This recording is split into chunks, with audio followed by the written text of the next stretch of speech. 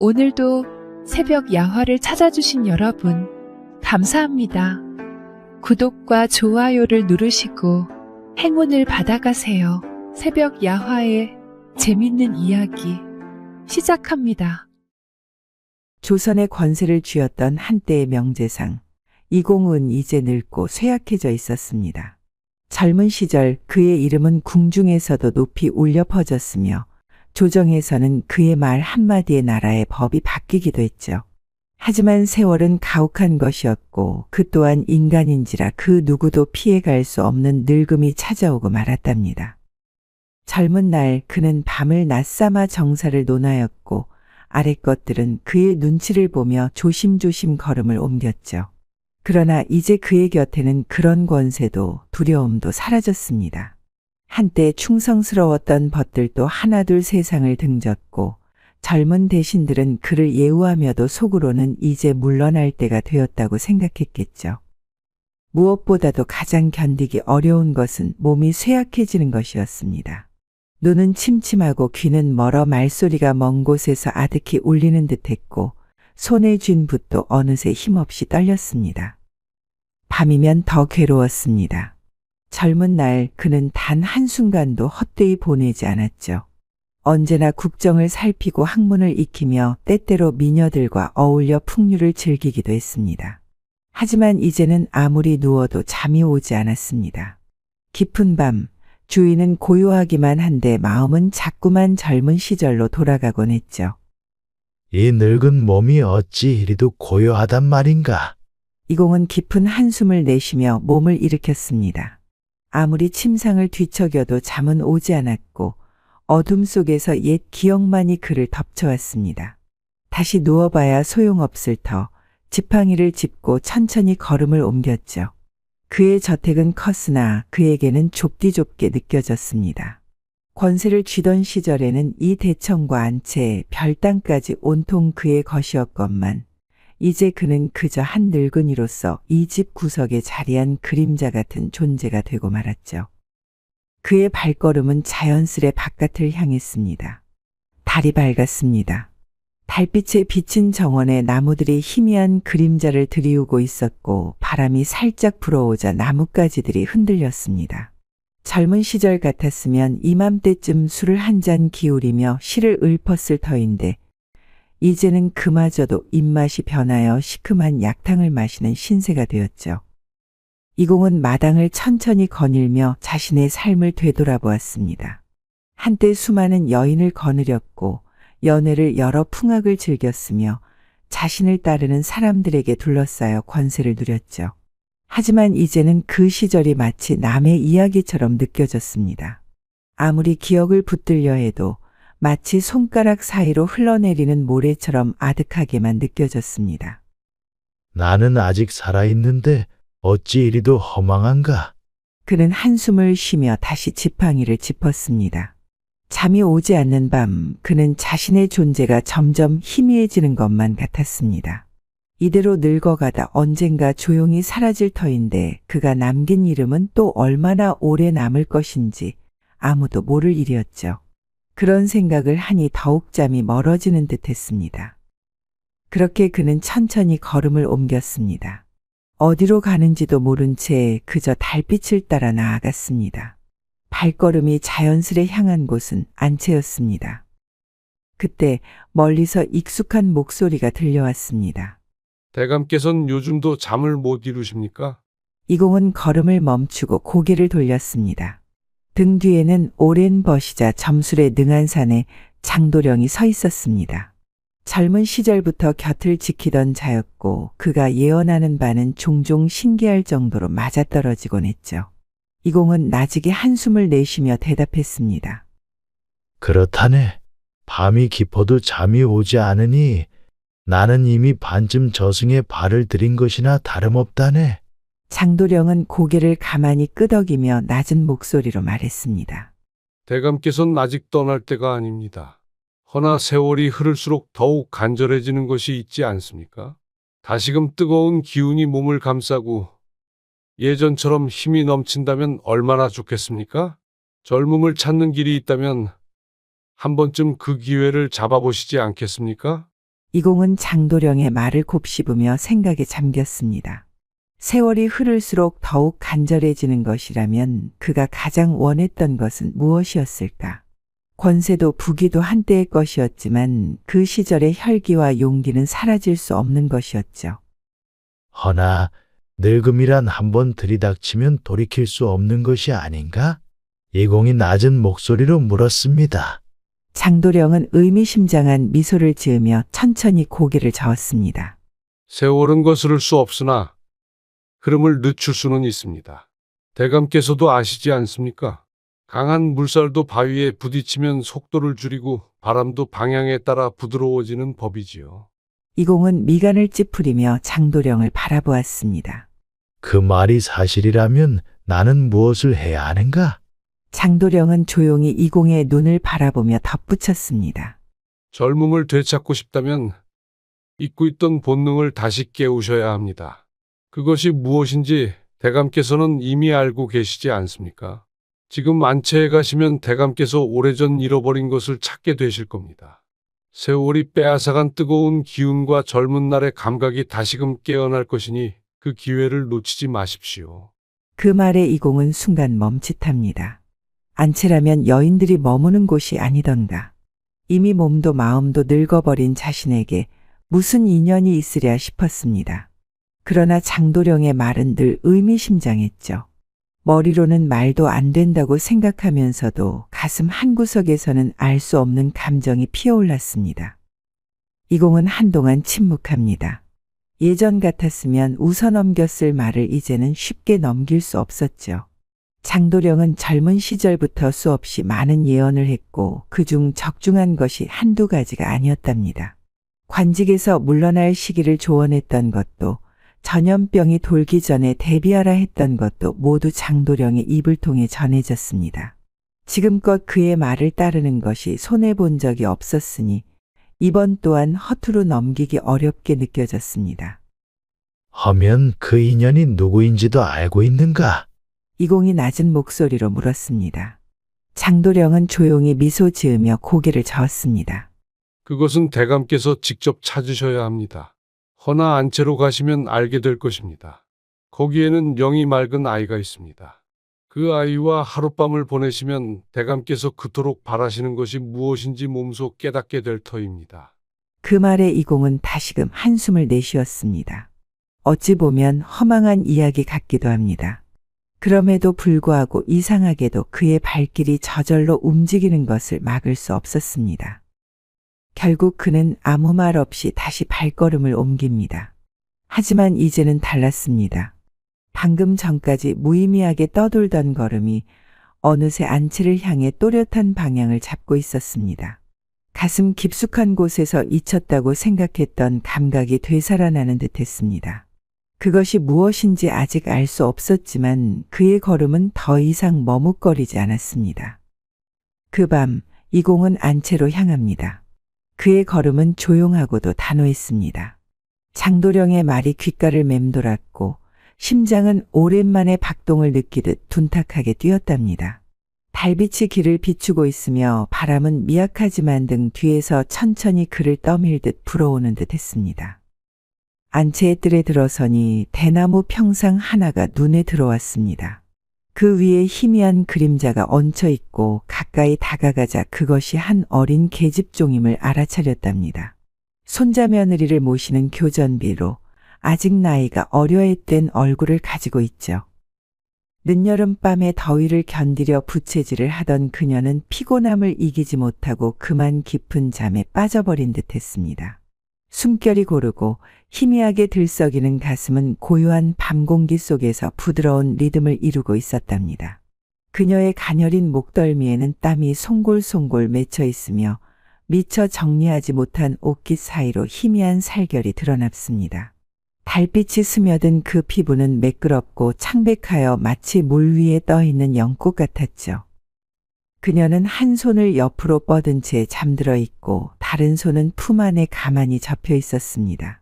옅은 옷자락이 살짝 들려 하얀 발목이 드러나며 부드러운 곡선을 그리며 흐트러진 머리칼은 검은 비단처럼 평상에 흩어져 있었답니다. 살짝 벌어진 입술 사이로 조용한 숨소리가 새어나오며 긴 속눈썹은 떨리는 듯 미세하게 흔들렸죠. 이공은 문득 오래전의 기억이 떠올랐습니다. 젊은 날 권세와 힘이 절정에 달했을 때 그가 누렸던 수많은 순간들. 술잔을 기울이며 나누던 웃음, 여인들의 부드러운 손길, 그 모든 것이 이제는 아득한 신기루처럼 멀어졌지만 지금 눈앞에 있는 이 모습은 마치 그 시절을 다시금 불러오는 듯했습니다. 그의 손이 저절로 움직였답니다. 조심스레 평상에 가까이 다가가며 오랜만에 느껴지는 긴장감이 온몸을 감쌌습니다. 어둠 속에서도 그녀의 고운 자태는 뚜렷하며 달빛 아래 반쯤 드러난 살결은 차갑고도 부드러워 보였죠. 그 순간 바람이 살짝 불어옵니다. 평상의 대나무 살이 삐걱이며 흔들리고 그녀의 머리칼이 가볍게 흩날렸답니다. 이공은 숨을 삼켰죠. 가슴 속에서 무언가 뜨거운 것이 솟아오르는 듯했습니다. 오랜 세월 잊고 있던 감각, 차갑게 식어버린 줄만 알았던 욕망이 서서히 되살아나는 기분이었답니다. 그는 천천히 손을 내밀었습니다. 오랜만에 되찾은 이 떨림을, 이 순간을 놓치고 싶지 않았습니다. 이공은 조심스레 몸을 기울였습니다. 가까이 다가가니 그녀의 숨결이 고스란히 느껴졌죠. 부드럽고 따스한 숨이 그의 쇠잔한 피부를 스치자 심장이 덜컥 내려앉는 듯했습니다. 젊은 날이면 벌써 거침없이 행동했을 터인데 지금의 그는 머뭇거릴 뿐이었죠. 늙은 게 무슨 죄냐마는 이럴 때만큼은 한탄스럽구나. 그는 입술을 깨물었습니다. 가슴 속에서 되살아난 것은 오랜 세월 동안 눌러왔던 욕망이자 젊음을 잃어버린 초라한 회한이었습니다. 예전 같았으면 벌써 옷깃을 거칠게 젖히고 속살을 탐하던 손이 지금은 허공을 헤매며 망설이고 있었죠. 떨리는 손끝이 간신히 그녀의 다리에 닿았을 때 이공은 깊은 숨을 들이마셨습니다. 그는 그녀의 다리를 들어 올렸습니다. 하지만 마음과 달리 그의 몸은 이미 늙고 쇠약했죠. 계집종은 아직 다른 남자를 겪어보지 못한 어린 몸이었고 무엇보다 그의 그것이 이미 힘을 잃고 있었습니다. 젊은 날 같았으면 아무런 어려움 없이 이루어졌을 일이었지만 이제는 뜻대로 되지 않았습니다. 몇 차례 시도했지만 힘이 들어가지 않았고 점점 숨이 가빠졌습니다. 이마에는 땀이 맺혔고 손끝마저 떨려왔습니다. 이 늙은 몸이 젊을 적엔 어땠는데? 그는 이를 악물고 중얼거렸습니다. 한때는 조정에서 당당했고 침전에서도 부족함이 없었는데 이제는 그 무엇도 자유롭지 못했습니다. 허리는 아프고 다리는 후들거렸습니다. 억지로 힘을 주려 했으나 오히려 더욱 초라함만이 깊어질 뿐이었죠. 그러던 순간 갑자기 축 늘어진 그것이 바닥을 향해 미끄러지듯 대나무 틈새로 빠져버렸습니다. 이공은 당황하며 고개를 숙였습니다. 그런데 그때 아래에서 희미한 소리가 들렸습니다. 그는 찌푸린 얼굴로 바닥을 내려다보았죠. 그곳에는 작은 강아지가 있었습니다. 아직 이도 나지 않은 어린 강아지였습니다. 어미를 잃었는지 낑낑거리며 몸을 웅크리고 있더니 이공의 축 늘어진 그것이 눈앞에 닿자 갑자기 본능적으로 고개를 들고 입을 벌렸습니다. 어라? 이공은 움찔했지만 이미 강아지는 작은 입을 벌려 그것을 문듯이 빨기 시작했답니다. 강아지는 그것을 어미의 젖이라도 되는 듯이 열심히 빨았죠. 처음에는 당황했던 이공이었으나 곧 이상한 감각이 밀려왔습니다. 젊은 시절에도 경험해보지 못했던 묘한 느낌이었죠. 차가운 밤 공기 속에서 그는 온몸이 떨리는 것을 느꼈습니다. 이공은 드디어 계집종의 몸에 들어간 줄로 착각하고 있었습니다. 바람이 불어올 때마다 평상이 흔들렸고 그 미묘한 진동이 그의 쇠잔한 몸을 감싸며 잊었던 감각을 되살려 주었죠. 그의 입가에 엷은 미소가 스치고 곧 얼굴이 느슨하게 풀렸습니다. 전혀 예상치 못한 일이었지만 그의 쇠약한 몸은 새로운 감각을 받아들이고 있었습니다. 그는 평상에 힘없이 앉아 숨을 몰아쉬었습니다. 나무 위에서 바람이 스치듯 전신의 미묘한 감각이 일렁였습니다. 이거야말로 젊은 날의 감각이 되살아나는 듯하구나. 그는 스스로 생각하며 피식 웃었습니다. 이 늙은 몸에도 이렇게나 생생한 감각이 남아 있었다니 그것이 기쁘기도 하고 어딘가 우스꽝스럽기도 했습니다. 계집종은 여전히 깊은 잠에 빠져 아무것도 모르고 있었고 그는 그저 평상의 흔들림에 몸을 맡긴 채 황홀한 표정을 지었답니다. 그렇게 늙은 재상은 바람이 흔드는 평상 위에서 본인의 착각과 묘한 감각 속에서 세상을 다 가진 듯한 기분에 젖어 있었습니다. 그는 눈을 감고 천천히 숨을 들이쉬었습니다. 머릿속엔 한때 자신이 누렸던 화려한 날들이 떠올랐고 그때의 혈기가 다시금 되살아나는 듯했죠. 달빛 아래 그의 입가에는 흐뭇한 미소가 번졌고 손끝은 떨리며 묘한 기운이 온몸을 감쌌습니다. 이 늙은 몸에도 아직 불씨가 남아 있었구나. 그는 스스로 되뇌며 감탄했습니다. 바람이 불어올 때마다 평상은 부드럽게 흔들렸고 그 진동이 마치 젊었던 시절의 뜨거운 순간을 재현하는 듯했습니다. 그의 쇠잔한 몸은 오랜만에 생기를 되찾은 듯했으며 모든 감각이 깨어나는 듯했습니다. 그러나 그는 정작 평상 아래에서 무슨 일이 벌어지고 있는지는 알지 못했습니다. 여전히 강아지는 그것을 어미에 젖은 줄 알고 낑낑대며 빨고 있었죠. 하지만 이공에게는 그저 오랜 세월 잊고 있던 쾌감이 되살아나는 듯한 착각이었을 뿐이었습니다. 그는 한숨을 내쉬며 나지막이 중얼거렸습니다. 좋으시고 좋으시고. 달빛은 그를 비추고 있었고 바람은 여전히 불어왔습니다. 그는 자신이 다시 청춘을 되찾았다고 믿었고 그 순간만큼은 다시 세상의 중심이 된 듯한 기분이었죠. 그렇게 그는 오랜만에 황홀감에 젖은 채 한낱 착각 속에서 젊은 시절의 잔영을 붙잡고 있었습니다. 다음 날 아침 이공은 잠에서 깨어났습니다. 그는 하품을 하며 몸을 일으켰고 옆에 누워있는 계집종을 보았습니다. 얼굴에는 은근한 미소가 걸려 있었고 숨결은 고요했죠. 마치 평안한 꿈속에 빠진 듯한 모습이었습니다. 어젯밤은 참으로 오랜만이었구나. 이공은 스스로 만족스러운 미소를 지었습니다. 젊었던 시절의 혈기가 되살아난 듯했고 그의 마음속에는 다시금 생동감이 피어나고 있었습니다. 그는 평상을 천천히 내려와 아직도 단잠에 빠져있는 계집종을 바라보았습니다. 고요한 숨결을 내쉬며 자고 있는 그녀를 보자 그 마음속에 애틋한 감정이 일렁였습니다. 이 아이가 나를 다시 살아나게 해주는 것이로구나. 그는 천천히 손을 뻗어보려 했으나 문득 발소리가 들려 황급히 자세를 고쳐 잡았습니다. 멀리서 마당을 가로질러 지나가는 하인들과 계집종들이 있었고 그들은 힐끔거리며 이공을 바라보는 듯했습니다. 이상하게도 그들의 얼굴에는 억누른 웃음기가 섞여 있었죠. 그 시각 안채에서는 종들이 모여 수군거리고 있었습니다. 아니, 대감 어르신께서 어젯밤에 혼자 안채에서 무슨 일을 하셨던 게야? 그러게 말이야. 새벽녘에 보니 평상에 기대어 앉아 계셨는데 얼굴이 그렇게 밝을 수가 없더라고. 그러고 보니 요즘 들어 기운이 없으시던 대감님께서 오늘은 아주 상쾌한 기색이던데. 소문은 빠르게 퍼져나갔습니다. 온 집안 식구들 또한 이공의 변화를 눈치채기 시작했습니다. 그동안 기운 없이 늘어져 있던 이공이 갑자기 생기가 도는 얼굴로 마당을 거니는 모습은 가히 기이할 정도였죠. 심지어 아침상을 들고 가던 하녀들마저도 그를 힐끔거리며 수상한 눈빛을 주고받았습니다.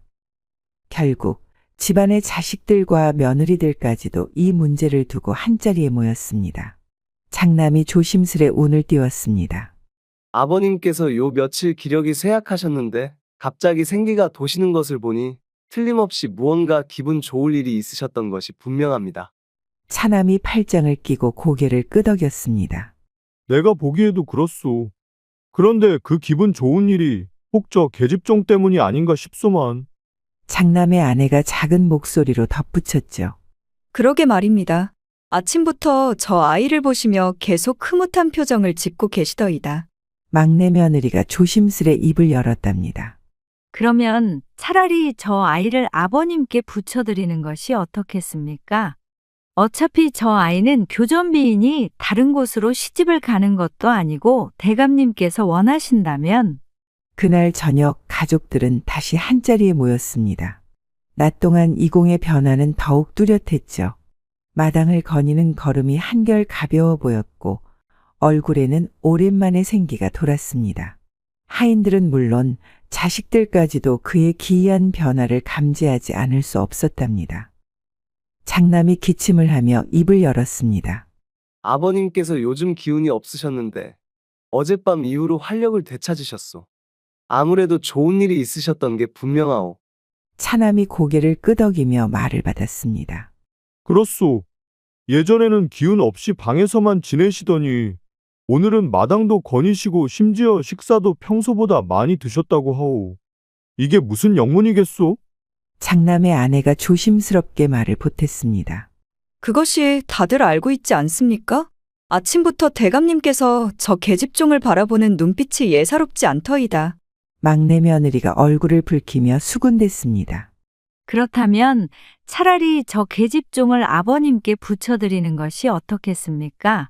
곧 돌아가실 터이니 마지막으로 즐거움을 드리는 것이 자식된 도리가 아니겠습니까? 이 말에 가족들은 한동안 침묵에 빠졌습니다. 조선의 가문에서 노부와 어린 계집종을 함께 두는 것은 남들 입에 오르내릴 일이었죠. 하지만 이공이 오랜만에 기력을 되찾았고 무엇보다 그가 살아있을 동안 편안함을 느끼게 해드리는 것이 중요하다는 생각이 가족들 사이에서 퍼져나갔습니다. 결국 장남이 결론을 내렸습니다. 그렇다면 계집종을 불러 대감님의 시중을 들도록 하라. 그리하여 하녀들이 계집종을 불렀습니다. 계집종은 식사 준비를 하다가 느닷없이 불려나와 식구들이 모여있는 방으로 들어갔습니다. 방 안의 분위기는 무겁고도 조용했습니다. 그녀는 본능적으로 자신에게 좋지 않은 일이 생겼음을 감지했죠. 장남이 입을 열었습니다. 오늘 밤 대감님의 시중을 들도록 하여라. 계집종은 순간 숨이 막히는 듯 했습니다. 그녀는 머리를 조아리며 떨리는 목소리로 물었습니다. 대감님, 저같이 미천한 몸이 어찌 감히. 차남이 단호하게 말했습니다. 대감님의 기력이 쇠하여 오랜만에 기운을 차리셨다. 우리가 원하는 것은 단 하나다. 대감님께서 편안하게 주무시고 마음이 흐뭇해지시는 것이다. 그것이 내가 할 수 있는 일이 아니겠느냐?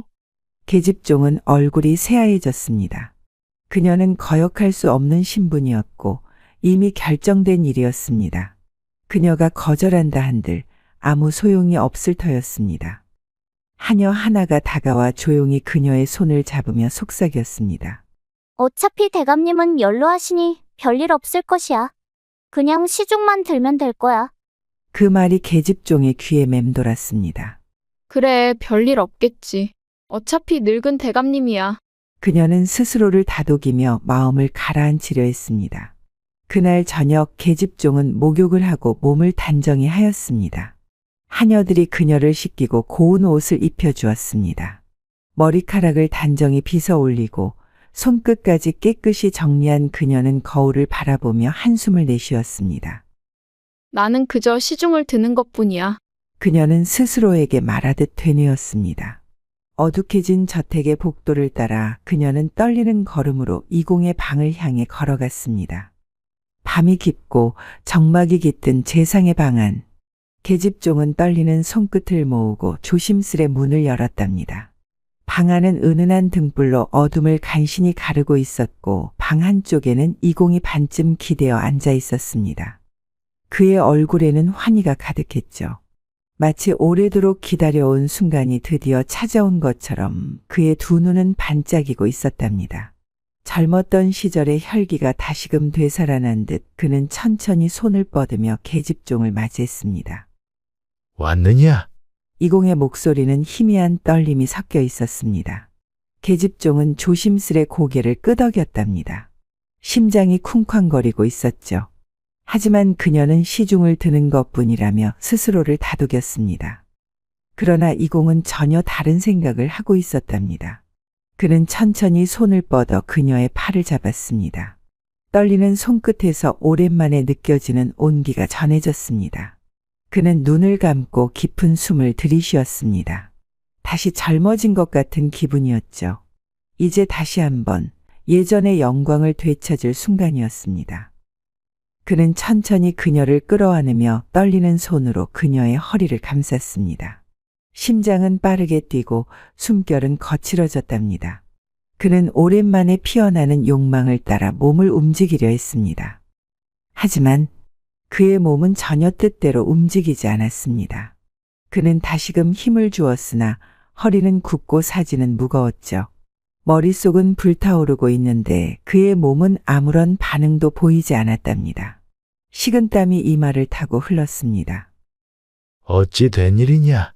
이공은 속으로 외쳤습니다.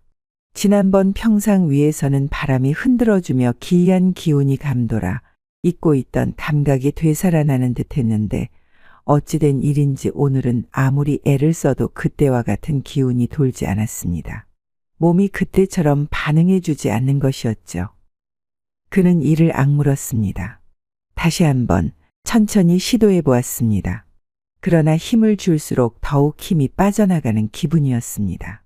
마치 물 위에 떠 있는 나뭇잎처럼 힘없이 축 늘어져만 갔습니다. 몇 번을 시도했지만 결과는 같았습니다. 그의 몸은 이미 오래전 그 기능을 잃어버린 것이었죠. 그는 숨을 헐떡이며 기운 없이 속삭였습니다. 이 늙은 몸이 젊을 적엔 어땠는데? 그는 한숨을 내쉬었습니다. 몸은 말을 듣지 않았고 기대하던 순간은 허망하게 흩어지고 있었습니다. 그러나 포기할 수는 없었습니다. 젊은 시절의 마지막 불꽃이라도 붙잡고 싶었죠. 그는 다시금 몸을 일으키려 했습니다. 이공은 계집종에게 물었습니다. 혹시 들어갔느냐? 아니요. 다시 물었습니다. 들어갔느냐?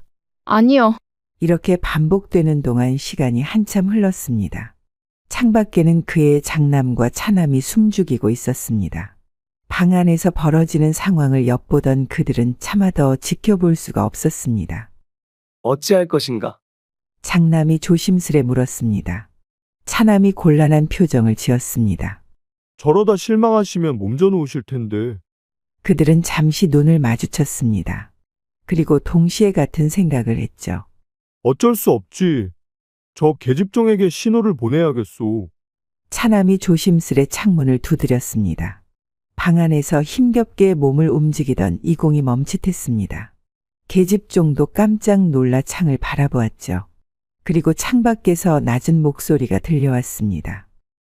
그냥 들어간 것처럼 말하거라. 계집종은 순간 당황했습니다. 하지만 그녀는 이미 선택할 수 없는 신분이었고 지금 이 상황에서 벗어날 방법도 없었습니다. 이공이 다시 물었습니다. 들어갔느냐? 그녀는 떨리는 목소리로 속삭였습니다. 들어왔습니다. 이공은 그 말을 듣자마자 얼굴에 활짝 미소를 띄었습니다. 오랜만에 마음속 깊은 곳에서부터 솟아오르는 만족감이 온몸을 감싸는 듯했죠. 그의 입가에는 희미한 미소가 번졌고 눈빛은 한층 더 밝아졌습니다. 좋으시고 좋으시고.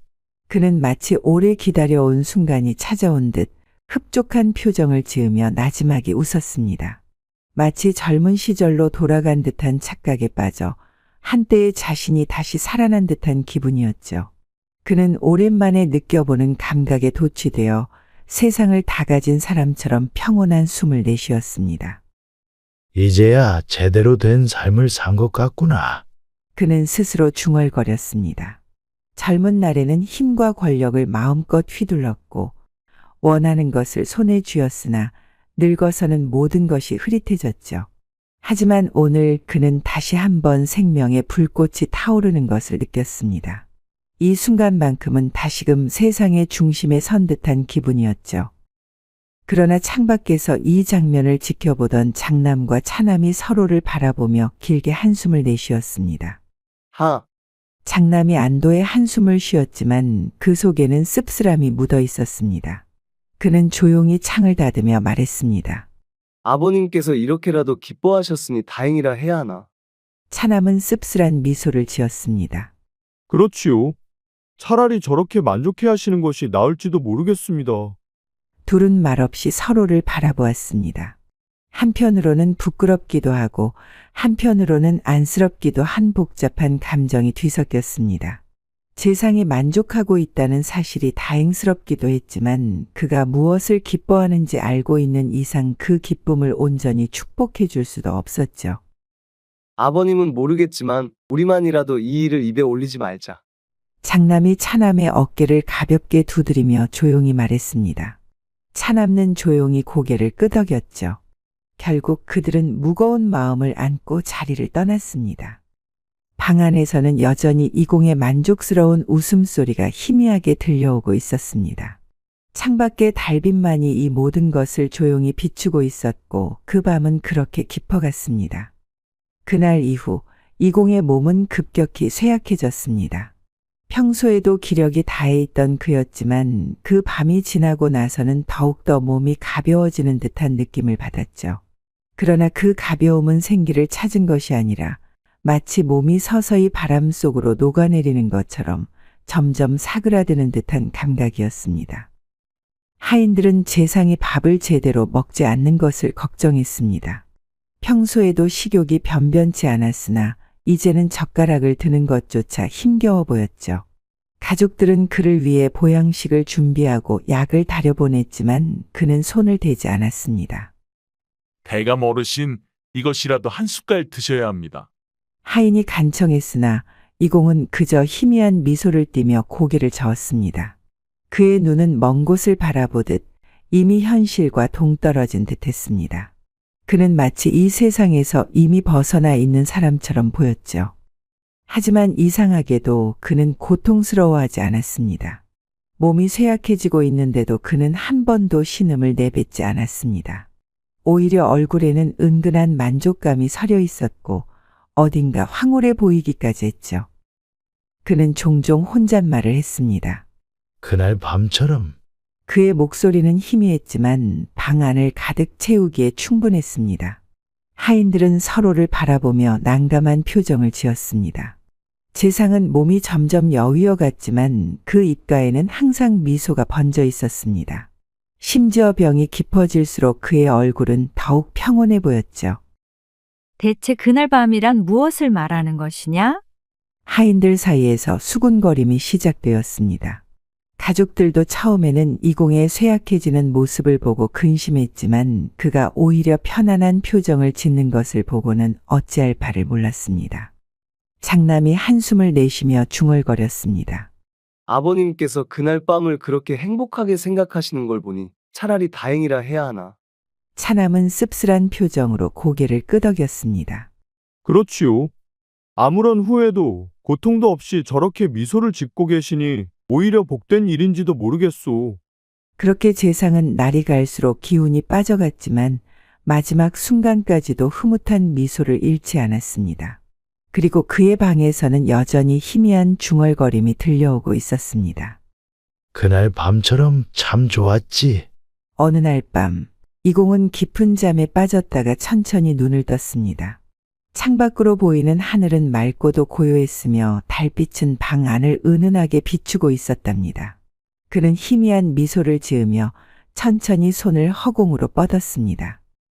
마치 그날 밤 계집종이 있던 평상을 바라보듯이 그는 손끝을 떨며 허공을 움켜쥐려 했습니다.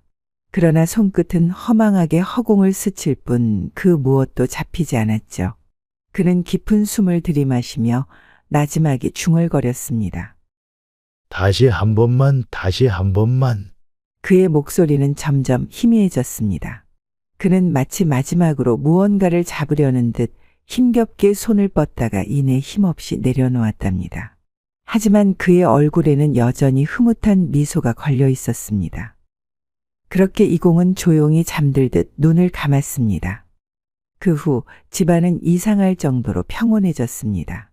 밤이 되어도 기이한 소문은 들리지 않았고 방 안에서도 어떤 소리도 나지 않았습니다. 가족들은 오랜만에 조용한 밤을 맞이하며 안도의 한숨을 내쉬었죠. 아버님께서 좋은 꿈을 꾸신 게 분명합니다. 장남은 창문을 열어 밤하늘을 바라보며 나지막이 말했습니다. 하인들도 서로를 바라보며 조심스레 웃음을 지었습니다.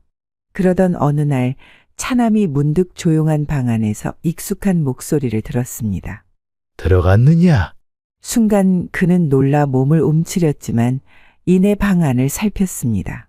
그러나 이상하게도 무섭거나 섬뜩한 기운은 느껴지지 않았죠. 오히려 어딘가 따뜻하고 포근한 느낌마저 들었습니다. 차남은 조용히 속삭였습니다. 들어왔습니다.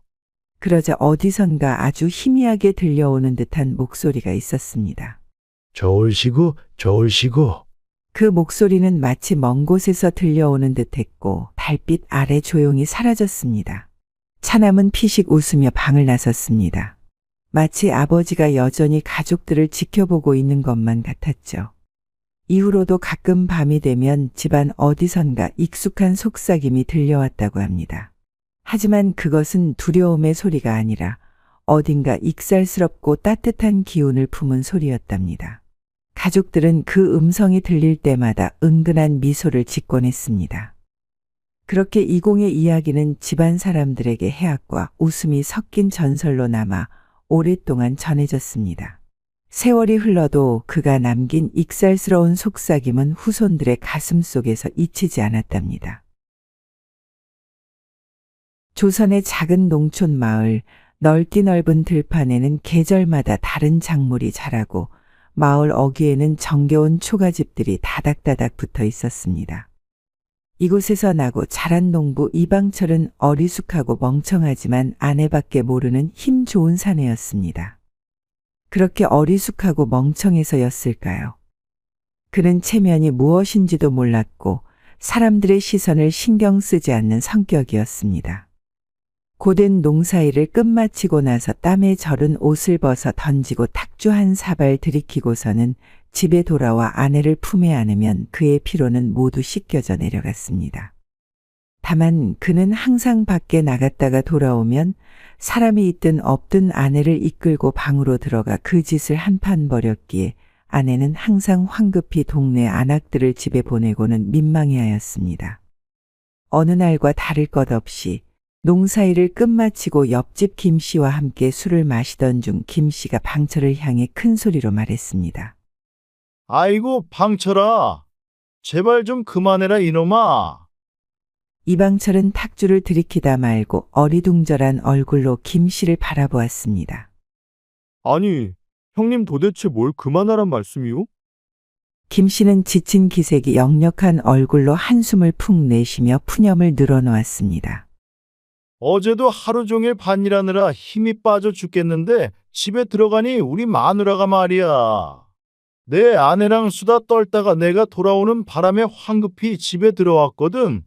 그런데 집에 오자마자 나한테 힘을 왜 이리 못 쓰냐고 닥달을 하는 게 아니겠냐? 이방철은 여전히 무슨 말인지 모른다는 얼굴로 김씨를 바라보았습니다. 아니, 형님. 그게 대체 왜 내 탓이오?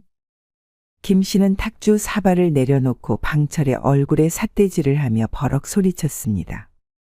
자네 때문에 우리 아내도 나한테 잔소리를 하는 거 아니겠어? 내가 힘이 좋은 건 알겠는데 제발 좀 적당히 하라고. 나도 이제 뼈가 다 삭을 지경이라니까. 옆에서 듣고 있던 농부 최 씨도 맞장구 쳤습니다. 그러게 말이오. 어쩌다 우리 마누라들한테 자네랑 비교당하는 신세가 됐단 말이오? 모두가 자네만큼 체력이 좋은 것도 아니고 사람들의 시선도 좀 생각해야 하지 않겠소? 그러나 이방철은 여전히 태연한 얼굴로 술 한 모금을 들이키더니 시원하게 웃으며 말했습니다. 집안에 사람이 있건 없건 마누라만 있으면 되는 것 아니겠소? 그 말에 김씨와 최서방은 막걸리를 뿜을 뻔하며 서로를 바라보다가 동시에 고개를 내저으며 탄식했습니다. 에휴, 이놈은 정말 답이 없구먼. 정말 순진하다 못해 멍청하기가. 이방철은 그들이 무슨 말을 하는지 아랑곳하지 않고 사발을 비우며 흐뭇한 미소를 지었습니다. 그의 머릿속에는 이미 오늘도 자신의 아내 월아와 함께 뜨겁게 보낼 생각뿐이었습니다. 그렇게 이방철은 하루의 일정을 마치고 집으로 돌아왔습니다. 집에 들어오자마자 옷을 벗어 던지며 자연스럽게 월아를 향해 다가갔습니다. 여보, 오늘도 하루가 참 길었소. 이 힘든 세상을 살아가며 유일한 낙이 무엇이겠소? 이방철은 넉살 좋게 웃으며 그녀를 품에 안으려 했습니다. 하지만 월하는 손으로 그의 이마를 밀어내며 깊은 한숨을 쉬었습니다. 아이고, 서방놈아, 내가 그렇게도 좋으냐? 정신 좀 차려라, 정신 좀. 사람이 있건 없건 날 끌고 들어가는 게 그렇게도 좋냐? 이방철은 머리를 극적이며 어리둥절한 얼굴로 물었습니다. 아니, 왜 그래 부인? 하루 종일 땅을 갈고 논에 물을 대느라 허리가 휘어지도록 일했단 말이오. 그런데 집에 와서 내 부인 맛 좀 본다는 게 뭐가 문제란 말이오? 월하는 기막힌 듯 팔짱을 끼고 남편을 바라보다가 깊은 한숨을 쉬며 고개를 저었습니다. 아이고, 이 사람아. 나도 내 마누란데 내 체면도 좀 생각해 주셔야 하지 않겠어? 동네 안악들이 우리 집에 놀러 왔다가도 내가 느닷없이 나를 끌고 들어가 버리니 사람들이 다 이상하게 본단 말이야. 이방철은 여전히 이해가 가지 않는다는 얼굴로 고개를 갸웃했습니다. 아니, 남들이 뭐라 하든 그게 무슨 상관이오? 우리 서로 좋으면 되는 것 아니겠소? 월하는 서방놈의 말이 맞긴 하지만 이대로 두면 안 될 것 같아 손가락을 이방철의 이마에 찌르며 말했습니다. 이러니 맨날 동네에서 멍청하다는 소리를 듣고 무시를 당하지. 제발 좀 눈치 좀 보고 적어도 사람들 앞에서는 날 끌고 들어가는 것 좀 그만하라고. 이방철은 마지못해 고개를 끄덕이며 투덜거렸습니다. 아이고, 그러면 내가 어떻게 해야 한다는 것이오? 월하는 그제야 입꼬리를 올리며 빙긋 웃었습니다. 좋아, 서방. 그러면 앞으로 사람이 있을 때는 술 한잔 하겠소? 라고 말해. 그럼 내가 작은 방으로 먼저 들어가 있을 테니 당신은 조금 뒤에 조용히 따라 들어오라고. 이방철은 눈을 반짝이며 감탄했습니다. 아니, 우리 마누라가 이런 묘수를 내놓을 줄이야. 아주 좋은 생각이오. 월하는 속으로 피식 웃었습니다. 그렇게 부부만의 거사를 위한 비밀 신호, 술 한 잔이 탄생한 순간이었습니다. 그리고 이 암호는 곧 대형 사고를 일으키는 원인이 되고 맙니다. 며칠 뒤 이른 아침 장인어른이 월하의 집을 찾아왔습니다. 오랜만이구나, 월아야. 어머, 어쩐 일이세요, 아버지? 그렇게 딸과 인사를 나눈 장인어른은 익숙한 듯 마당을 둘러보고는 방에 들어가 앉았습니다. 평소 사위놈이 못마땅했지만 딸이 행복하다 하니 참고 있었던 터였습니다. 어쨌든 사위 집에 들른 김에 술 한 잔 나누며 이야기라도 할까 싶었습니다. 그런데 하필이면 그때 이방철이 볼일을 마치고 점심을 먹기 위해 신이 나서 집으로 들어오는 중이었습니다. 그는 땀을 훔치며 태연하게 집에 외부 사람의 신발이 있는 것을 보고는 문지방을 넘으며 큰 소리로 외쳤습니다. 우리 마누라 어디 있나? 얼른 나와 술 한잔 하겠소? 그러고는 작은 방으로 신발을 벗고 들어갔습니다. 월하는 순간 움찔했지만 이 어리석은 서방놈이 자신의 아버지가 왔다는 것을 알려주기 위해서 작은 방으로 따라 들어갔습니다. 방 안에 들어서자마자 이방철은 문을 닫고 월하를 품에 안았습니다. 월하는 급히 남편의 가슴을 밀며 발버둥을 쳤지만 그의 두 팔은 여전히 그녀의 허리를 단단히 감싸고 있었습니다. 그러나 월하가 입을 열기도 전에 이방철은 그녀의 입술을 덥석 막아버렸습니다. 쉿. 부인은 술 마실 땐 말이 너무 많소. 월하는 눈을 동그랗게 뜨며 놀랐지만 남편은 아랑곳하지 않고 그녀를 눕혀버렸습니다. 자자, 어서. 월하는 속으로 이 답답한 놈아! 정말로 아버지가 밖에 계신다니까. 하고 외치고 싶었으나 이미 입이 막혀 아무 말도 할 수 없었습니다. 그녀는 몸을 비틀며 벗어나려 했지만 이방철은 그녀의 팔을 눌러버리고는 평소처럼 아내와의 술 한 잔을 즐기려는 참이었습니다. 부인, 오늘따라 술맛이 더 깊어지는구려. 월하는 절망적인 눈빛으로 천장을 바라보며 속으로 탄식했습니다. 아이고, 이렇게 눈치 없이 멍청한 놈이 내 서방놈이라니? 제발 누가 이놈을 말려다오. 그녀는 간절하게 외치고 싶었지만 월화도 어느덧 서방놈의 움직임에 맞춰주더니 그의 몸 위로 올라타 들썩이기 시작했습니다. 술이란 게 원래 마시다 보면 자연스레 흐름을 타는 것이니 서로가 서로에게 취해가고 있었습니다. 한편 작은 방 밖에서는 장인어른이 이러한 사실을 모른 채 술을 기다리고 있었습니다. 그는 아무것도 모른 채 팔짱을 끼고 중얼거렸습니다. 허, 술 한잔 한다면서 작은 방으로 가는 건 또 무슨 영문이냐? 그러나 방 안에서는 여전히 아무 소리도 들려오지 않았습니다. 그저 희미하게 삐걱거리는 소리와 묘하게 어수선한 숨소리만 들려올 뿐이었습니다.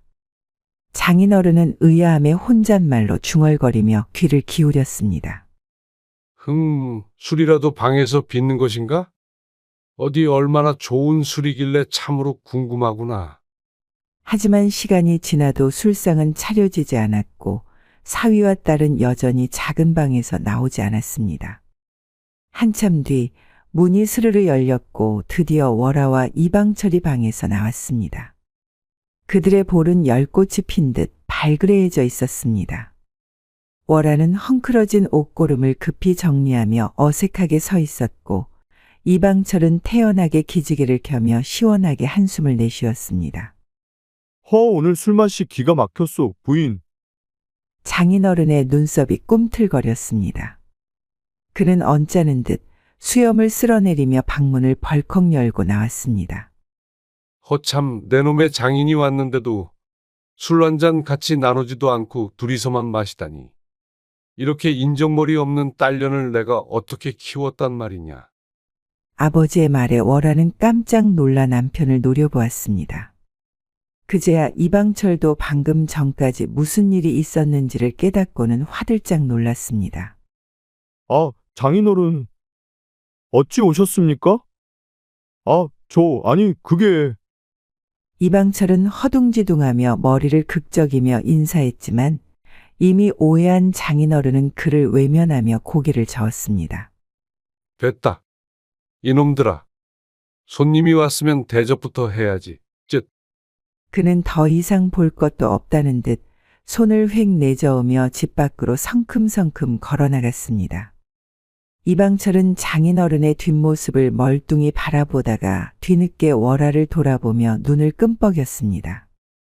아니, 나는 부인이 시킨 대로 술 한잔 한다고 말한 건데, 나는 당연히... 월화는 속이 터지는 듯한 한숨을 내쉬며 남편의 멱살을 잡았습니다. 아이고, 서방놈아. 내가 이럴 줄 알았다니까. 그러나 이방철은 여전히 무슨 일인지 모르는 얼굴로 멀뚱멀뚱 앉아 있었습니다. 그렇게 딸의 집을 떠난 장인어른은 성큼성큼 집으로 돌아와 대문을 쾅 닫으며 신을 거칠게 벗었습니다.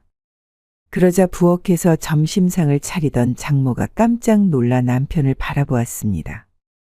아니, 영감. 어찌 그렇게 소란을 피우시오? 장인어른은 팔짱을 끼고 땅을 한번 쿵 내리찍더니 고래고래 화를 내기 시작했습니다. 사위놈이 술 한잔 하자더니 결국 내가 술을 좋아하는 건 저 딸년도 익히 아는 바요. 그런데도 작은 방에서 저희 둘이만 마시고 나한테는 한 잔도 안 내오더군. 장인어른은 수염을 쓸어내리며 한숨을 푹 내쉬었습니다. 장모는 한숨을 내쉬며 남편의 등을 토닥였습니다. 아이고, 영감. 아무래도 사위놈이 좀 어리숙해서 그런 것이겠지요. 장인어른은 단호하게 고개를 저었습니다. 자네도 이제 딸년 집에 가지 마시게나. 은혜도 모르는 놈들 같으니라고. 내가 다시는 저 집에 발을 들여놓나 봐라. 장인은 아직도 불같이 화가 난 얼굴로 팔짱을 낀 채 혼잣말을 중얼거렸습니다. 장모는 그를 조용히 타이르며 술상을 차려주었습니다. 아이고, 밥이나 먹고 화를 내시오. 어디 가겠다고 하더니 딸 걱정하느라 그곳에 다녀오셨소? 어떻게 배는 고프지 않소? 장인어른은 잔뜩 토라진 얼굴로 술을 한 모금 들이켰습니다. 장모는 그 모습을 가만히 지켜보더니 남편이 술에 취해 기분이 조금 풀린 틈을 타 슬며시 자리에서 일어났습니다.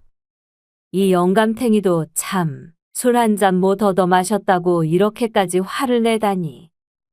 그렇게 장모는 남편이 술에 취해 낮잠을 자는 틈을 타 딸의 집으로 발걸음을 옮겼습니다. 장모는 조용히 딸의 집으로 들어섰습니다. 마침 월화가 마당에서 콩을 고르고 있다가 어머니를 보고 반갑게 맞이했습니다. 어머니, 웬일이세요? 장모는 주위를 살피며 마치 큰 비밀이라도 전하는 듯 조용한 목소리로 속삭였습니다. 너희 아버지가 화가 단단히 났다. 너희끼리만 술을 마셨다고 말이다. 월화는 순간 얼굴이 붉어지며 속으로 한숨을 쉬며 말했습니다. 아이고, 어머니, 그 술이 아니라. 그녀는 잠시 머뭇거리다가 마당 한쪽에서 나무를 패고 있던 남편을 힐끗 바라보았습니다. 이방철은 자기 이야기인 줄도 모르고 도끼질을 하며 신나게 콧노래를 부르고 있었습니다. 월화는 자신의 어머니를 작은 방으로 데리고 들어갔습니다. 그리고 문을 꼭 닫은 뒤 머리를 극적이며 조심스레 입을 열었습니다. 어머니, 사실은 그게. 월화는 얼굴을 붉히며 사건의 전말을 솔직히 이야기했습니다. 처음에는 장모도 에이, 설마 하며 믿지 못하는 눈치였으나 월화가 결국 수줍은 얼굴로 고개를 끄덕이자 장모는 이마를 짚고 한숨을 푹 내쉬었습니다. 장모는 한동안 말도 잇지 못하고 손을 허공에 휘저으며 답답한 얼굴로 천장을 바라보았습니다. 아이고, 이 서방이 그렇게도 기운이 좋은 것이야? 그나저나 내 아비한테 이걸 어떻게 설명해야 할지 원. 그때 마침 이방철이 문을 열고 들어왔습니다. 장모가 그를 보자마자 허리를 짚고 혀를 찼습니다. 이놈아, 너 때문에 내 장인이 집을 나가며 화가 단단히 나셨다. 이방철은 영문도 모른 채 눈을 깜빡이며 장모를 바라보았습니다. 아니, 저는 그저 마누라와 술 한 잔. 그러자 월화가 그의 옆구리를 쿡 찌르며 낮은 목소리로 말했습니다. 그 술 한 잔이 아니라 진짜 술이겠지. 이방철은 그제야 무슨 말인지 깨닫고 머리를 극적이며 어색한 웃음을 지었습니다. 그러니까 장인어른이 술을 못 얻어 드셨다고 화가 나신 것이로군요?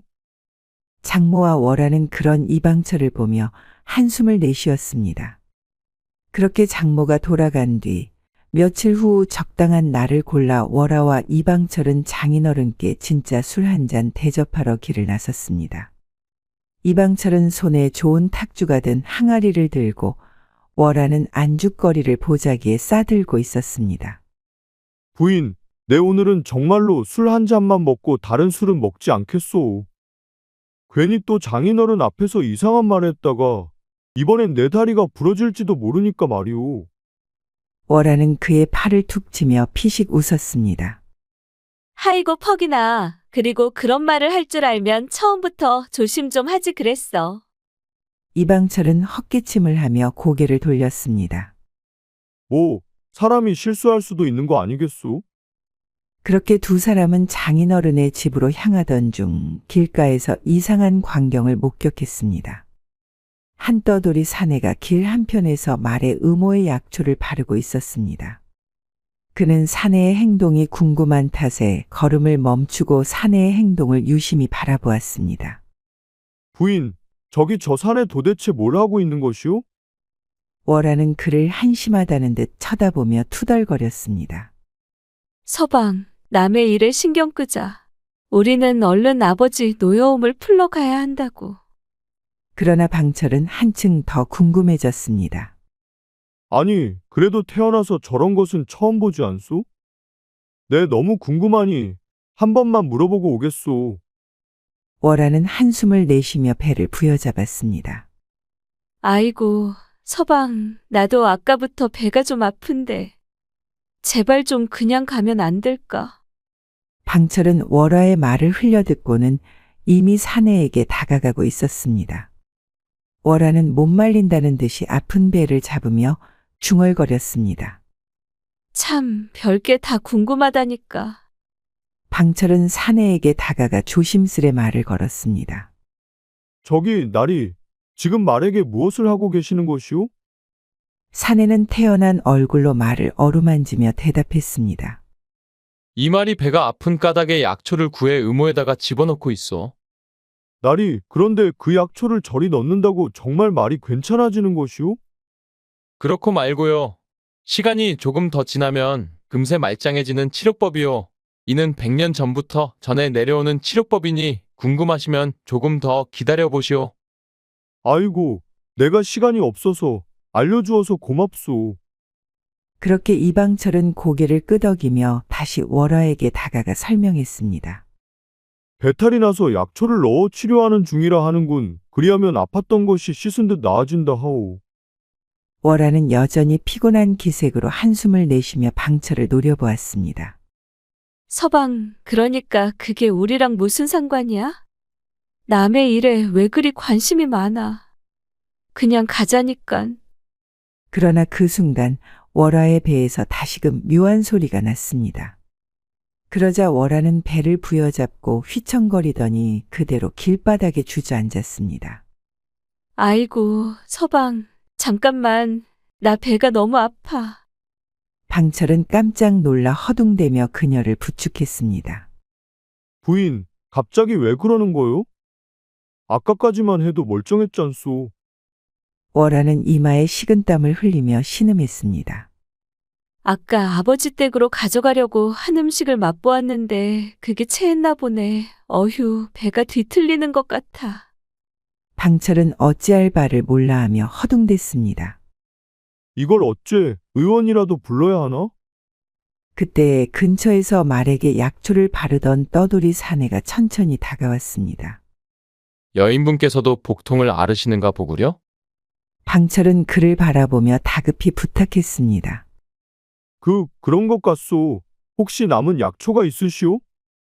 그럼 어서 치료해 주시오. 사내는 월화를 향해 한 걸음 더 다가가며 슬쩍 말을 던졌습니다. 그런데 말이오. 혹시 이 여인이 나리의 아내분이 맞소? 방철은 무심코 고개를 끄덕였습니다. 그렇소만. 사내는 눈을 가늘게 뜨며 월화를 다시금 위아래로 훑어보더니 입맛을 다셨습니다. 참으로 아름다우신 분이구려? 부럽소이다, 나리. 나도 참으로 고팠던 참인데. 그 말을 듣고 월화는 순간 눈살을 찌푸렸지만 어리숙한 방철은 정작 그 말의 의미를 깨닫지도 못한 채 그저 애타는 마음으로 사내의 손을 붙들었습니다. 혹시 배가 고프 치료만 해준다면 내가 대접하겠소. 그렇게 사내는 의미심장한 미소를 지으며 천천히 허리춤에서 작은 주머니를 꺼내곤 손을 치켜들며 말을 이어갔습니다. 알겠소이다. 어쩔 수 없구려. 하지만 이 약초는 그냥 바른다고 효과를 보는 게 아니오. 반드시 어떻게 해야 하오? 방철이 사내의 말을 끊고 다급히 묻자 사내는 느릿한 손짓으로 약초를 흔들며 태연하게 말했습니다. 나리도 보셨겠지만 저 말이 원래는 배가 아파 제대로 서 있지도 못했소. 그런데 제가 약초를 넣은 후 어찌 되었소? 저리도 멀쩡해졌지 않소? 방철은 고개를 끄덕이며 월화를 내려다보았습니다. 그렇긴 하오만. 그때 사내가 슬쩍 방철의 어깨를 두드렸습니다. 나리, 이 치료법은 짐승과 사람에게 다르게 적용되어야만 하오. 그렇기에 사람의 경우 양의 기운과 함께 직접 몸에 넣어야 효과가 있어. 방철은 순간 눈을 찌푸리며 사내를 바라보았고 월화는 여전히 배를 움켜쥐고 신음하느라 제대로 듣지도 못했습니다. 아니, 그러니까 그게 무슨 말이오? 무엇을 어떻게 직접 넣는단 말이오? 그러자 사내는 방철을 멀리 보내려는 듯 미소를 지으며 말했습니다. 나리께서는 잠시 물 한 바가지라도 떠오시오. 이 치료법이 사람에게 행해질 때는 주변에 아무도 없어야만 하오. 저 밑에 우물가가 있으니 가서 물 한 바가지 퍼오시오. 치료가 끝나면 물을 마셔야 하오. 방철은 순간 뭔가 이상하다는 기분이 들었지만 워낙 급한 상황이라 머릿속이 복잡해져 제대로 판단이 서질 않았습니다. 알겠소. 내 얼른 다녀오겠소. 월아 조금만 기다리시오. 그러나 월화는 꺼림칙한 표정으로 사내를 바라보더니 본능적으로 한 발 물러섰습니다. 하지만 배가 너무 아팠기에 방철을 부를 힘조차 없었습니다. 그렇게 방철이 사라지고 사내는 천천히 월화의 앞으로 다가오더니 슬쩍 허리춤을 내리며 말했습니다. 자, 이제 치료를 시작해 봅시다. 이 약초는 내가 직접 약물에 발라 넣어야 효과가 즉각 나타난다오. 월화는 순간 눈을 동그랗게 뜨더니 뺨에 열이 확 올랐습니다. 뭐라고? 이 천둥벌거숭이 같은 놈이 뭐라는 거야? 이놈아! 순간 그녀는 있는 힘껏 발로 사내의 얼굴을 걷어찼습니다. 아이고, 사내는 비명을 지르며 나자빠졌고 월화는 숨을 헐떡이며 소리쳤습니다. 차라리 그냥 죽고 말겠다. 이놈이 어디 임자가 있는 몸을 건드리느냐? 그 순간 물을 가지러 가기 위해 가던 방철도 월화의 날카로운 비명 소리를 듣고는 뒤를 돌아 다시 뛰어갔습니다. 월화가 있는 곳에 도착하니 사내놈의 바지가 내려가 있고 얼굴을 잡고는 대굴대굴 구르고 있었습니다. 이놈 자식이 방철은 눈이 뒤집혀 소리를 지르며 사내에게 달려갔습니다. 그러자 사내는 화들짝 놀라며 바지를 급히 끌어올리고는 냅다 도망쳤습니다. 네, 내가 장난 좀 쳐봤소. 너무 심하게 굴지 마시오. 이놈이 당장 안 서. 방철은 여전히 씩씩대며 도망간 사내를 향해 욕설을 퍼부었습니다. 그러다 월화가 방철의 소매를 잡고는 말했습니다. 됐소, 서방. 저놈은 그냥 보내주고 나 좀 부축해줘. 그제야 방철은 헐떡이며 멈춰서 아내를 부축했습니다. 괜찮소. 내가 멍청한 탓에 일이 큰일이 날 뻔했소. 그는 다급히 아내의 손을 잡았습니다. 하지만 월화는 그의 손을 확 잡아당기더니 뺨의 살을 쭉 잡아당기며 눈을 부라렸습니다. 서방놈아, 앞으로 놔두고 어디 가기만 해봐라. 이제 다시는 술 한 잔도 없을 줄 알아? 방철은 눈을 동그랗게 뜨고 당황했습니다. 아니, 내가 뭘 잘못했다고 그러나. 난 부인 살리러 물 들어간 거 아니었소. 월화는 허리에 손을 얹고 혀를 찼습니다. 물은 무슨 물? 그 짧은 순간에도 그놈이 무슨 짓을 할지 몰랐단 말이야. 방철은 눈을 깜빡이며 입을 벌컥거렸습니다. 하지만 월화의 눈빛이 워낙 날카로워서 그는 아무런 반박도 하지 못했습니다. 알겠소. 앞으로는 절대 마누라 두고 어디 가지 않겠소. 그러니 너무 화내지 마시오. 월화는 깊은 한숨을 내쉬더니 팔짱을 끼고 방철을 노려보았습니다. 정말이지? 정말이오. 방철은 두 손을 들어 보이며 맹세라도 하듯 고개를 끄덕였습니다. 아이고, 서방놈 때문에 체기가 사라진 것 같네. 내 놈 행동을 보니 배가 답답한 게 아니라 가슴이 더 답답하다고. 그렇게 방철은 멋쩍은 웃음을 짓고는 월화에게 다시 한번 사과하고 그녀를 업고는 장인어른의 집을 향해 걸어갔습니다. 이제 괜찮아. 그리고 아까는 고마웠어. 평소 같으면 핀잔을 주기 바쁜 아내였는데 이렇게 다정한 목소리로 말해주니 방철은 어쩐지 마음이 뭉클했습니다. 그러면 술 한잔 마실까나? 그 말을 들은 월화는 한숨을 쉬고는 방철의 볼을 꼬집으며 말했습니다. 아이고 이놈아. 알겠소, 미안하오. 그렇게 두 사람은 한층 가까워진 마음으로 웃으며 장인어른의 집을 향해 걸어갔습니다. 잠시 뒤 이방철과 월화는 조심스레 장인어른의 집 대문을 두드렸습니다. 얼마 지나지 않아 장인어른이 문을 열어주었으나 여전히 불편한 기색이 역력하였습니다. 여기까진 무슨 일로 온 게냐? 이방철은 서둘러 장인어른 앞에 무릎을 꿇었습니다. 장인어른, 지난번 일은 정말이지 오해였습니다. 감히 제가 장인어른이 와 계시는데 저희끼리 몰래 술을 홀짝일 리가 있겠습니까? 이 어리석은 사위가 워낙 멍청하여 실수를 저지른 것이오니 부디 용서해 주십시오. 월화도 서둘러 거들었습니다. 아버지, 서방이 미련한 건 제가 더 잘합니다. 하지만 나쁜 마음으로 그런 것은 아니었으니 너그러이 용서해 주세요. 장인어른은 팔짱을 끼고 두 사람을 내려다보다가 한숨을 쉬었습니다. 정말이지 한심한 녀석 같으니. 하긴 내 놈이 원체 어리숙한 놈이라는 건 나도 안다. 뭐 지난 일은 됐다. 하지만 앞으로는 손님이 오면 먼저 술부터 따르는 법을 배우도록 하거라. 예. 꼭 명심하겠습니다. 이방철은 급히 고개를 조아렸고 장인은 헛기침을 하며 방철이 가져온 탁주를 보더니 말을 툭 던지고는 방으로 들어갔습니다. 그렇다면 자네가 가져온 진짜 술이나 한잔 해보자고. 그렇게 방 안에는 술상이 차려졌고 장인어른과 이방철은 마주 앉아 술을 주고받았습니다. 처음에는 묵묵히 잠만 기울이던 장인어른도 사위가 진심으로 사과하며 잔을 올리자 점차 얼굴에 미소가 돌기 시작했습니다. 하하, 내 놈이 이렇게 빌 줄은 몰랐다. 그래, 앞으로도 내 딸을 잘 보살피거라. 이방철은 눈물을 글썽이며 외쳤습니다. 그럼요. 제 목숨을 걸고 따님을 보살필 것이옵니다. 이방철이 힘차게 외치자 장인은 기분이 좋아졌는지 호탕하게 웃으며 술잔을 들어 올렸습니다. 그래. 이젠 됐다. 한 잔 더 하자고. 한참 후 술이 다하고 기분 좋게 취한 장인은 해실거리며 손을 내저었습니다. 자, 이만 가거라. 오늘은 내 놈을 용서해 주겠다. 하지만 앞으로도 내 딸을 함부로 대하면 가만두지 않을 것이니 명심하거라.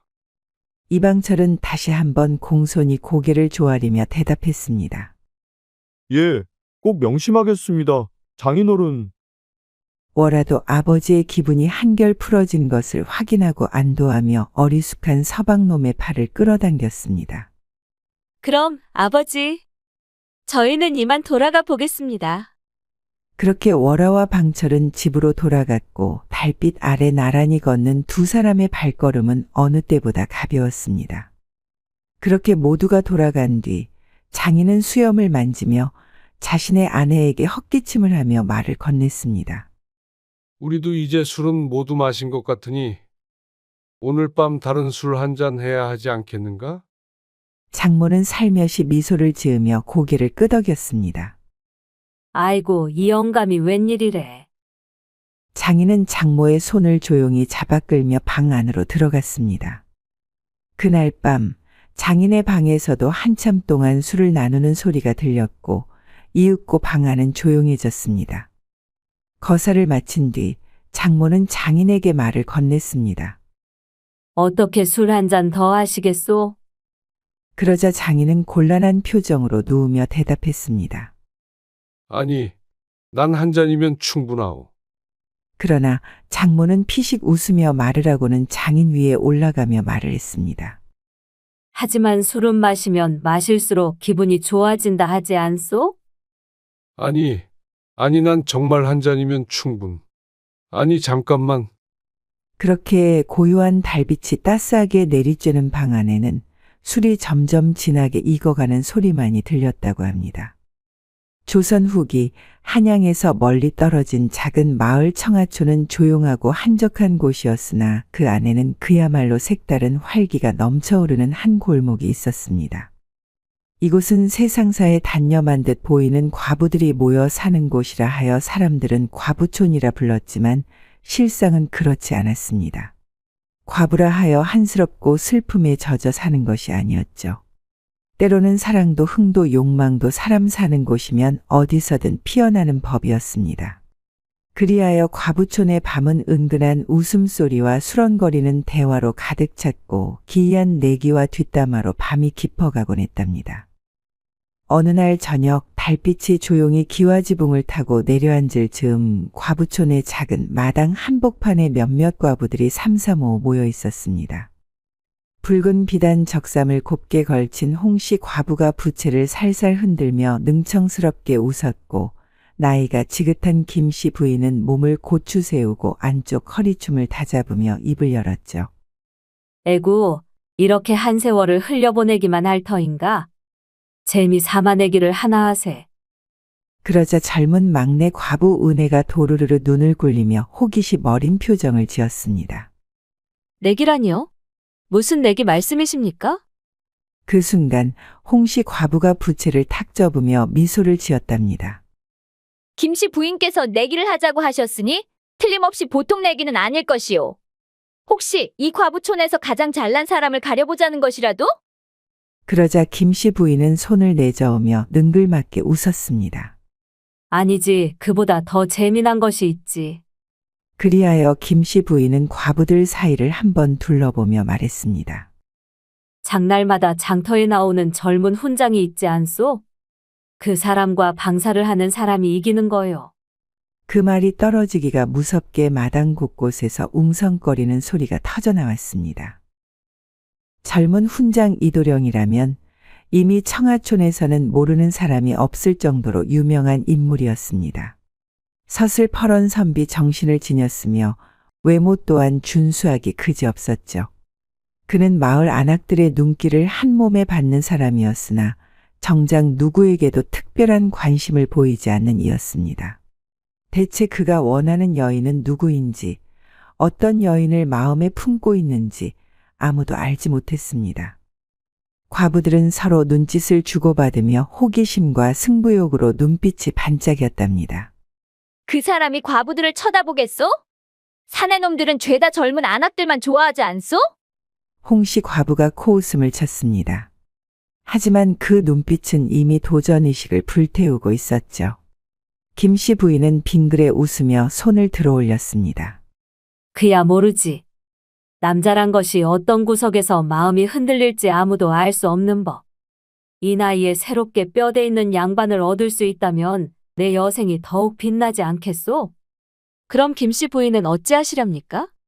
은혜가 조심스레 물었습니다. 김씨 부인은 깊은 숨을 내쉬며 단아한 미소를 지어 보였답니다. 남자들이 어디 나의 가슴을 보고 아니 흔들릴 수 있겠소? 난 은근슬쩍 비단 옷을 선물하면서 가슴을 보여줄 참이요. 홍씨 과부는 그 말을 듣고는 눈을 가늘게 뜨더니 코끝을 찡긋하며 웃었습니다. 나는 고운 글씨로 연서를 써서 건네겠소. 사내들이란 귀보다 눈으로 사랑하는 것이니 좋은 글씨를 보면 마음이 움직이겠지. 연서에 제 향기가 남을 수 있도록 입술 자국을 남겨놓겠소. 막내 과부 은혜는 입술을 살짝 깨물며 고개를 갸웃했습니다. 그럼 저는 장터에서 우연한 만남을 가장해서 그의 관심을 끌어보겠습니다. 그 말에 과부들이 폭소를 터뜨렸습니다. 우연한 만남이 아니라 작정한 만남이겠지? 어허, 이 막내가 이렇게 대담했소? 그러나 이 내기는 이미 시작된 것이나 마찬가지였습니다. 과부촌의 밤하늘은 여전히 고요했으나 과부들의 가슴은 은근한 흥분과 기대감으로 타오르기 시작했답니다. 이렇게 하여 청하촌의 조용한 마을에 또 한 번 재미난 풍파가 일어나게 되었습니다. 장터 한쪽 비단 행상이 놓인 곳에서 김씨 부인이 손끝으로 고운 비단을 살며시 쓸었습니다. 그 손끝에서 풍기는 묘한 우아함은 나이가 들수록 더 깊어진 그녀의 노련한 기품에서 나오는 것이었답니다. 이도령이 행인들 사이에서 지나가자 김씨 부인이 능숙한 몸짓으로 그의 앞을 가로막았습니다. 어이구, 이도령. 이렇게 홀가분한 차림으로 다니시니 행여 밤바람이라도 맞으시면 어쩌시려고 그러십니까? 그녀는 곱게 개켜둔 비단 도포를 펼쳐 보이며 미소를 지었습니다. 이거 보시게요. 이도령을 위해 특별히 지은 옷이랍니다. 한 번만 걸쳐보시지요. 그녀는 살짝 몸을 숙이며 비단 옷을 내밀었는데 넓게 벌어진 옷깃 사이로 은근히 드러난 목선과 살짝 흘러내린 어깨 및 가슴골이 깊은 계곡처럼 깊어 보여 묘한 아취를 풍겼습니다. 한낮의 따사로운 햇살이 그녀의 피부 위로 부드럽게 내려앉으며 하얀 목덜미를 더욱 도드라지게 만들었죠. 이도령은 시선을 둘 곳을 몰라하며 침을 꼴깍 삼켰습니다. 손을 뻗어 옷을 받을 수도 그렇다고 외면할 수도 없는 난처한 순간이었죠. 이 몸이야 평생 백의종군할 몸이니 이처럼 귀한 옷을 입을 처지가 못 됩니다. 그러나 김씨 부인은 쉽게 물러설 여인이 아니었답니다. 그녀는 한 걸음 더 다가서며 살짝 속삭이듯 말했습니다.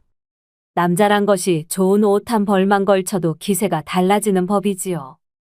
비단의 감촉이 얼마나 부드러운지 직접 느껴보시지 않겠어요? 그러면서 그녀는 슬며시 손끝으로 비단을 쓸며 은근히 이도령의 손등을 스치는 듯한 동작을 보였습니다. 이도령은 슬쩍 몸을 뺐지만 순간 그녀가 코끝에 살짝 번진 고운 연지 향기에 당황한 기색을 보였죠. 김씨 부인은 그런 그의 반응이 재미있다는 듯 능청스럽게 웃으며 말을 이었습니다. 사내가 이렇게 순진해서야 원. 혹시 여인의 손길이 부담스러우신 것입니까? 아니면 내 손길이 너무 좋았던 것인가요? 그녀는 부드럽게 한숨을 쉬며 천천히 부채를 펼쳐 들었습니다. 이도령의 귓가에 살짝 바람을 보내듯 흔들며 속삭이듯 말했습니다. 내 젊은 시절 사내들이 이 손길 한번 받아보려고 줄을 섰었지요. 허나 난 그 많은 손길을 거절했답니다. 그런데 오늘 이렇게 내 손길을 거절당할 줄이야. 그녀는 이도령을 지그시 바라보다가 가슴을 살짝 내밀며 유혹하듯 웃었습니다. 사내들은 수박 같은 내 가슴을 한번 맛보려 줄을 섰었지요. 혹시 이도령도 궁금하신 것은 아닙니까? 이도령은 더욱 얼굴이 붉어졌습니다. 하지만 결연한 태도로 다시 한번 거절의 뜻을 밝혔습니다. 김씨 부인의 정성은 감사하나 차라리 그 옷을 좋은 인연을 찾는 데 쓰시지요. 저는 마음만 받겠습니다. 그러자 김씨 부인은 한숨을 쉬며 살짝 입술을 핥았습니다. 그녀의 눈길은 여전히 장난기가 서렸고 입가에는 옅은 미소가 번졌습니다. 어허, 이래서야 원. 정녕 여색의 뜻이 없단 말이오? 그녀는 한 손으로 비단 옷을 쓰다듬으며 너털웃음을 터뜨렸습니다. 이런 사내를 두고 목석 같다 하지요. 하지만 목석도 따뜻한 손길을 오래 받으면 언젠가는 녹기 마련이요. 다음에는 꼭 걸쳐보도록 하시오. 그때는 내가 직접 입혀드리리다. 이도령은 황급히 고개를 숙이고 자리를 피했습니다. 그 모습을 보며 김씨 부인은 아직도 어린 선비 같으니 하고 혀를 차며 웃었습니다. 김씨 부인은 수박 같은 가슴을 덜렁거리며 장터 한가운데서 소리쳤습니다. 이도령, 목이 마르시면 우물가에 가지 말고 우리 집에 오셔서 수박이 달고 맛있으니 꼭 오셔서 드시지요. 그녀의 목소리는 장터를 가득 메웠고 지나가던 사람들은 흥미롭게 그녀를 바라보며 소곤거렸습니다. 이렇게 김씨 부인의 유혹은 실패로 돌아갔으나 그녀의 도전은 아직 끝나지 않았습니다. 이도령 같은 사내는 쉽게 무너지진 않지만 한번 무너지면 돌이킬 수 없는 법. 그녀는 그렇게 속으로 되뇌며 다음을 기약하듯 다시 비단을 매만졌습니다. 이도령이 장터를 지나려 하자 길 한가운데서 홍씨 과부가 우아한 자세로 서 있었습니다. 그녀의 어깨 틀어 올린 머리칼 사이로 반짝이는 비녀가 햇빛을 받아 빛났고 가늘게 휘어진 눈매가 매혹적인 미소를 머금고 있었죠. 그녀는 얼굴에 하얗게 곱게 분을 바르고 입술에는 선홍빛 연지를 곱게 물들였습니다. 고개를 살짝 기울이며 유혹적인 미소를 머금었고 눈매는 촉촉하게 젖어 있었습니다. 홍씨 과부의 몸에서 퍼져나온 은은한 백목향의 향기는 바람을 타고 나풀나풀 흘러가 이도령의 코끝을 간지렸죠. 이도령도 남자인지라 홍씨 과부의 은근한 향기와 매혹적인 손길에 순간적으로 가슴이 뛰고 아랫도리가 뜨거워졌습니다. 이성을 붙잡으려 했으나 그녀의 촉촉한 입술과 고혹적인 눈빛이 마치 불씨처럼 그를 감싸며 흔들리게 했죠. 이도령, 잠깐만 보시지요. 홍씨 과부가 부드러운 손길로 한지를 내밀었습니다. 매끄러운 필체로 적힌 연서, 한 글자 한 글자가 정성스레 눌러 쓰인 그것은 마치 그녀의 애틋한 속마음을 고스란히 담아놓은 듯했죠. 배꼽은 구멍이 막혀 있고 배꼽 아래 구멍을 뚫려 있는데 오가는 이가 없으니 곧 막힐 것 같소이다. 그녀는 머리를 살짝 기울이며 이도령을 향해 눈길을 던졌습니다. 깊고 은근한 눈빛, 부드러운 손끝이 떨리는 듯이 한지 위를 스쳤습니다. 이도령의 시선이 자연스레 그녀의 손끝을 따라 움직이다 그만 얼굴이 붉어졌습니다. 홍씨 과부는 그런 그의 반응이 흥미롭다는 듯 살며시 웃으며 속삭였습니다. 남자란 붓끝보다 부드러운 손길에 더 쉽게 마음을 빼앗기지요. 연서가 탐탁지 않다면 그녀는 손끝으로 이도령의 허벅지를 살짝 스쳤습니다. 아주 가벼운 접촉이었으나 그녀의 손길은 마치 뜨거운 불꽃처럼 스며들어 이도령의 피부를 자극했죠. 내 동굴 구멍이 어둡고 길이 험하니 이도령의 아랫돌이 등불로 밝혀주시면 어떻겠습니까? 그녀는 한 걸음 더 다가오며 손끝으로 자신의 가는 목선을 매만졌습니다. 한낮의 태양이 그녀의 피부를 더욱 희고 부드럽게 비추었고 그녀의 입술이 살짝 젖어 빛났습니다. 이도령은 손등이 스친 것만으로도 귀끝이 붉어졌지만 애써 태연한 척하며 연서를 살펴보았습니다. 그러고는 천천히 한지를 접어 다시 그녀에게 내밀었습니다. 문장은 훌륭하나 그 뜻을 감당할 만한 사람이 못 돼요. 홍씨 과부는 혀를 살짝 차며 짐짓 웃었습니다. 그녀의 손끝이 다시금 부채를 펼쳤고 바람이 그녀의 향기를 이도령에게 보냈습니다. 혹시 이도령, 사슴털처럼 너무 부드러워 깊이 들어가지 못하는 것은 아니겠지요? 나뭇결도 거칠어야 벽을 뚫고 강물도 거세야 바위를 깎는 법이라 하니 말이오. 장터 사람들은 흥미롭게 그 광경을 지켜보며 수군거렸고 이도령은 한동안 서서 연서의 여운을 머금은 채 깊은 숨을 내쉬었죠. 이도령이 한가롭게 장터를 거닐던 어느 날 길 한가운데에서 복숭아 하나가 툭 그의 발치로 굴러왔습니다. 탐스러운 황도빛의 과육이 연한 솜털을 머금은 채 땅바닥 위에서 햇빛을 받아 반짝이고 있었죠. 어머나, 이런 복숭아가 굴러가 버렸네. 달콤한 목소리가 울리더니 고운 손끝이 복숭아를 향해 뻗어왔습니다. 막내 과부 은혜가 허리를 살짝 숙여 과일을 줍기 위해 몸을 낮추었죠. 그녀의 옷자락이 살짝 들리며 희고 매끈한 종아리가 드러났고 부드러운 살결이 한낮의 빛을 받아 은은한 광택을 머금었습니다. 이도령은 순간적으로 눈길을 돌리려 했으나 이미 늦었습니다. 그녀의 곡선이 자연스럽게 드러나는 자태와 발끝까지 이어지는 고운 선에 불현듯 심장이 두근거렸죠. 하지만 애써 태연한 척하며 복숭아를 주어 은혜에게 건넸습니다. 조심하시지요. 은혜는 천진한 미소를 지으며 복숭아를 받았는데 그녀의 손끝이 일부러 이도령의 손등을 스치고 지나갔습니다. 살결이 맞닿는 순간 부드러운 촉감과 따뜻한 체온이 그의 피부에 짧게 머물다 흩어졌습니다. 어머, 이도령 손이 참 크시네요. 그녀는 작은 손을 자신의 가느다란 손목 위에 올려 비교하듯 말했습니다. 남자 손이 크면 속담이 있지 않소? 이도령은 순간 말문이 막혀 눈길을 피하며 머뭇거렸습니다. 그의 귓가가 불그스름하게 달아오르는 걸 보고 은혜는 장난기 어린 웃음을 살짝 지었습니다. 그런 속담은 잘 모르겠습니다. 그는 헛기침을 하며 황급히 돌아서려 했지만 은혜는 그의 소매를 살며시 붙잡으며 작은 목소리로 속삭였습니다. 그러면 다음에 장터에서 다시 마주치면 가르쳐 드리리다. 그녀는 손끝으로 그의 소매를 가볍게 쓸며 입가에 장난스러운 미소를 머금었습니다. 그땐 제가 과일 대신 다른 걸 떨어뜨릴 수도 있겠지요. 이도령은 더 이상 대꾸할 말을 찾지 못한 채 황급히 인사만 남기고 발걸음을 재촉했습니다. 그의 뒷모습이 빠르게 사라지는 것을 바라보며 은혜는 속으로 실소를 터뜨렸습니다. 어허, 내 젊은 시절이 아까워라. 이런 얼굴의 철벽이라니 천하의 죄악 아니겠소. 그녀는 손에 쥔 복숭아를 살짝 입술에 대고 천천히 굴려보았습니다.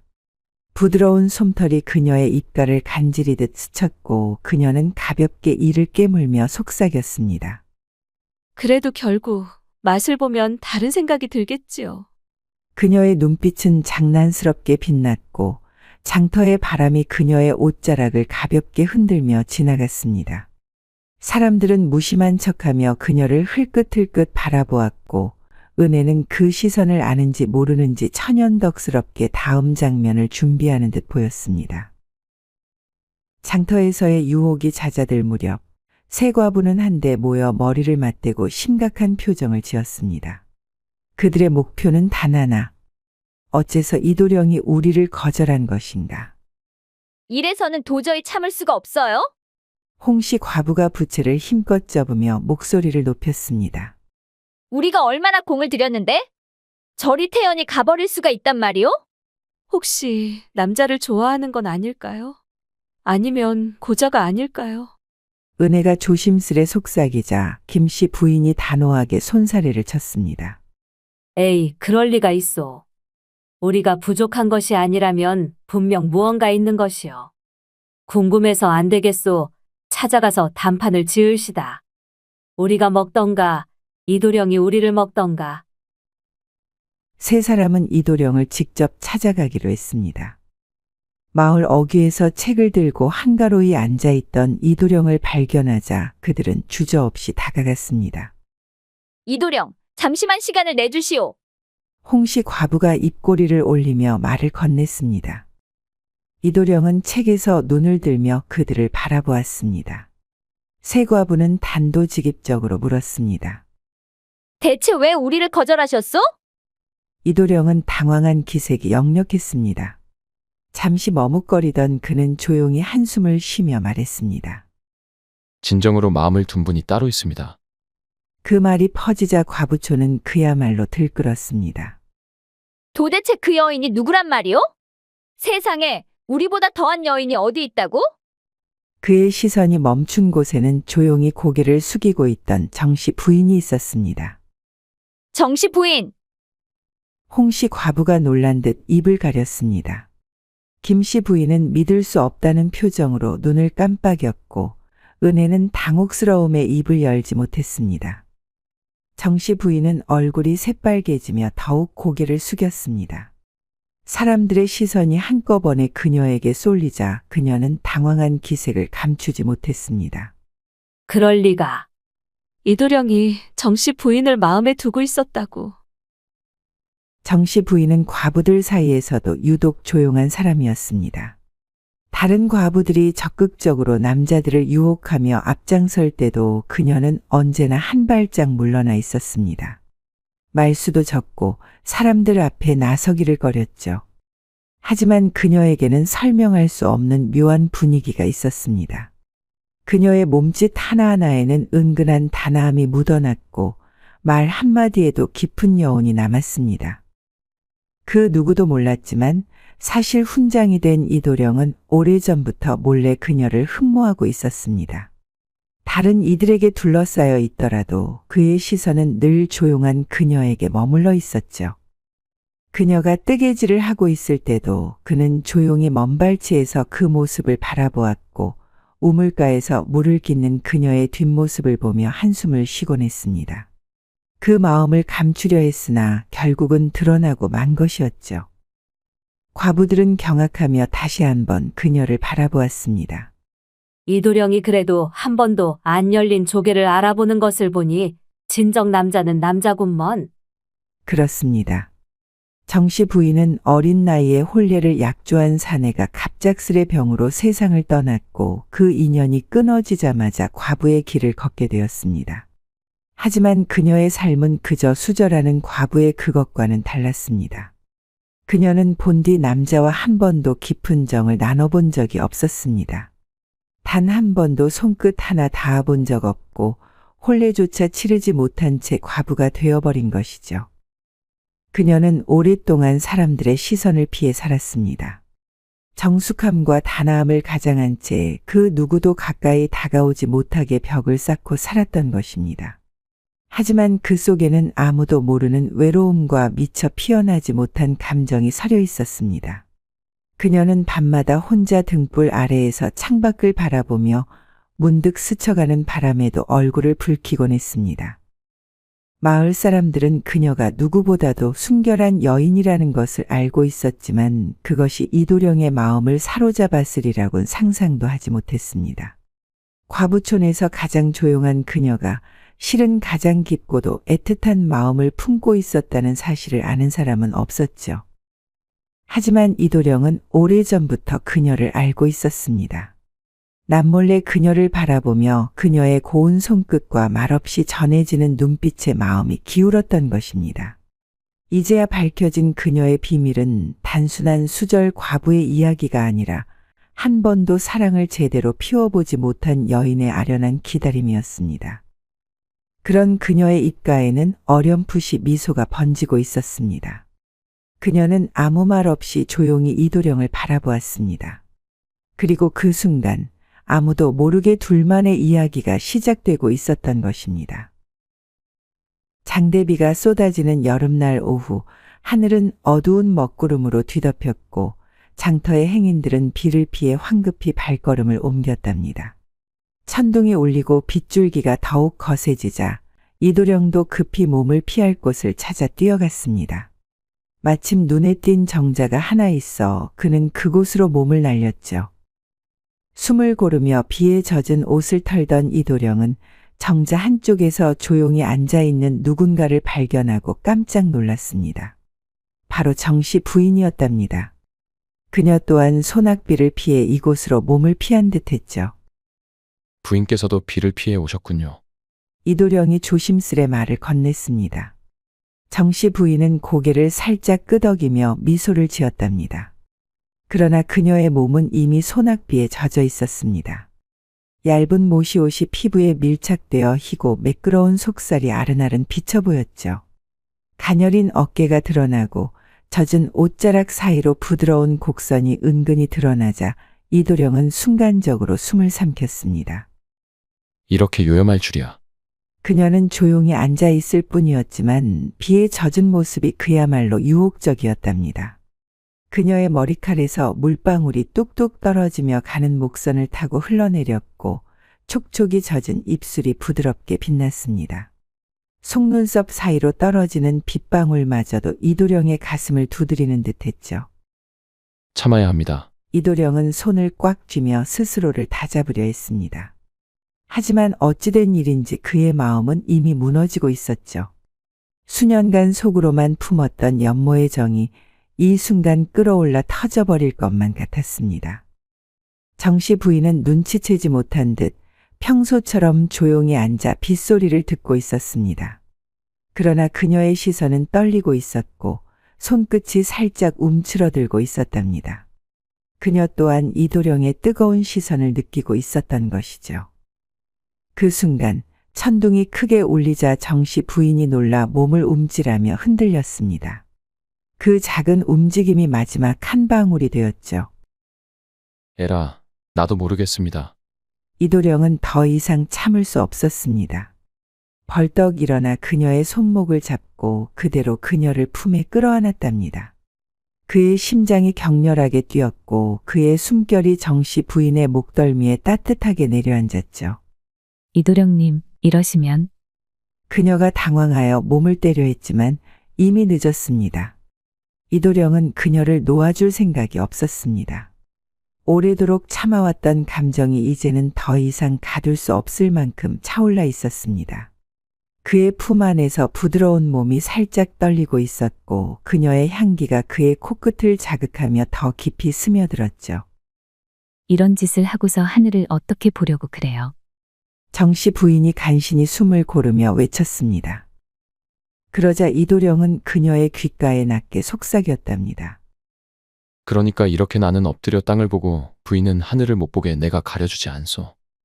그의 목소리는 낮고도 깊었고 그녀의 귓가를 간지럽히며 흔들어 놓았답니다. 정씨 부인은 더 이상 저항하지 않았습니다. 그저 눈을 감고 그의 품속에서 더욱 깊이 몸을 맡길 뿐이었죠. 그렇게 두 사람은 마침내 서로를 향한 마음을 확인하게 되었습니다. 소낙비는 여전히 거세게 내리고 있었지만 정자 안에서는 더욱 뜨거운 불길이 피어오르고 있었답니다. 천둥 소리가 하늘을 가르며 크게 울릴 때마다 정자 안에서도 숨결이 엉켜들며 아련한 떨림이 퍼졌습니다.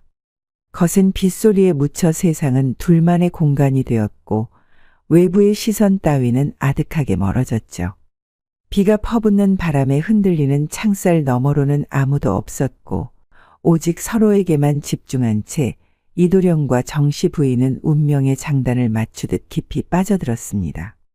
정씨 부인은 숨을 고르며 가만히 중얼거렸습니다.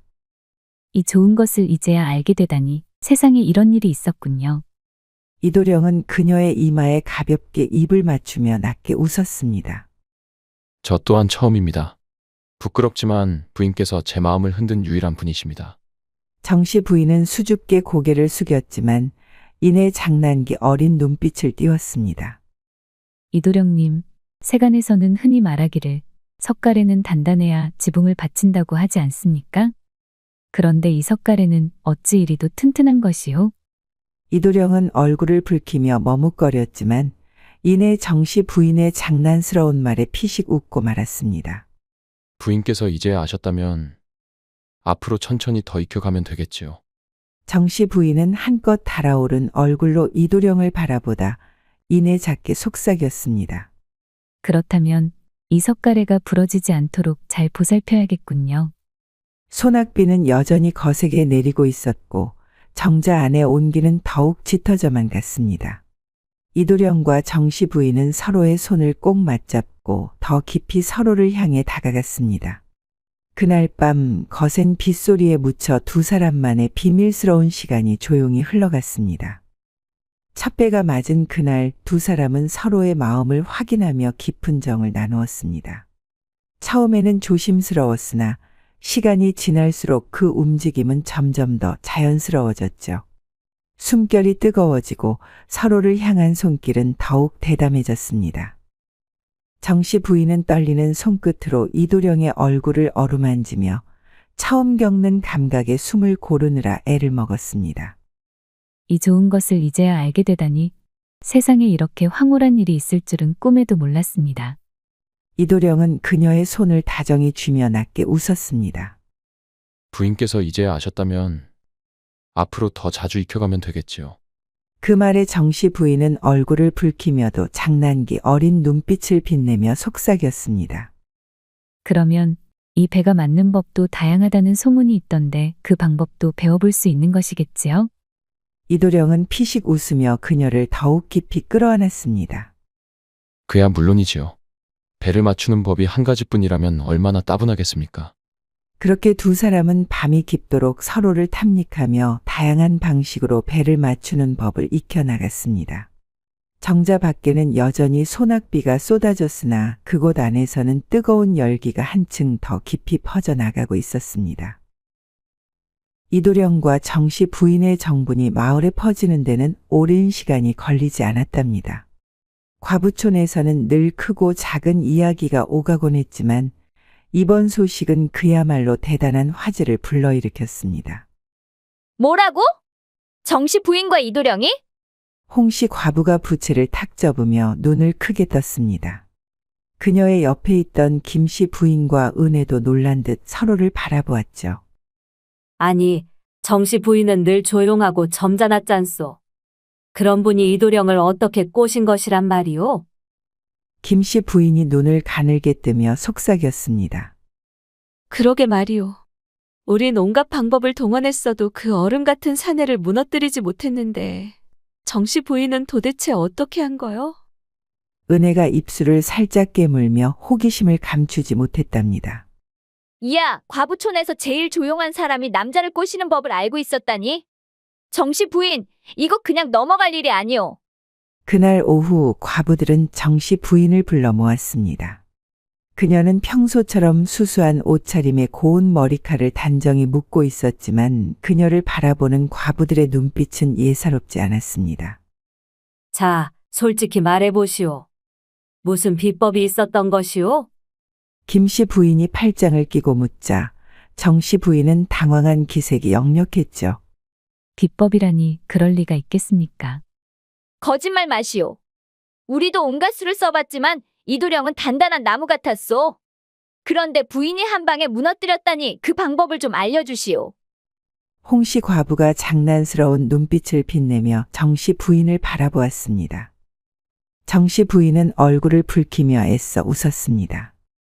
그런 게 아니라 저는 그냥 비 오는 날 정자에 있었을 뿐이랍니다. 과부들은 서로를 쳐다보며 한숨을 쉬었습니다. 설마 그 말만으로 우리가 믿을 것 같소? 김씨 부인이 턱을 괴며 고개를 저었답니다. 맞아요. 그럼 우리도 비 오는 날 정자에 가 있으면 된다는 말이오? 은혜가 눈을 반짝이며 말하자 과부들은 일제히 웃음을 터뜨렸습니다. 그래서 대체 무슨 일이 있었던 것이오?